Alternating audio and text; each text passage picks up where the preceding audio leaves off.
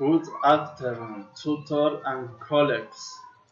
My name is Juan Pablo Montoya Lopez. I am 20 years old and my nationality is Colombian. I am from Yarumal, but I am live in Belgium with my cousin together in a house. I am studying business administration with which I want to grow as a person like to dance, play soccer, spin, I watch TV.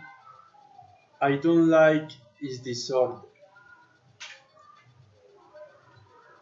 1 year I was in Capurganá, Chocó, located in Colombia. It's a very nice place. There I was walking with my girlfriend,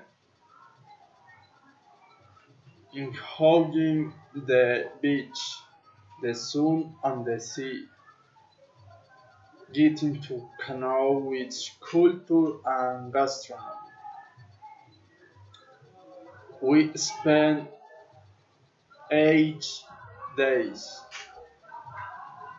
We rarely go out so many days together. There we visited many tourist places with beautiful landscapes. We made tours every day. The weather was very good because it was sunny and without clouds.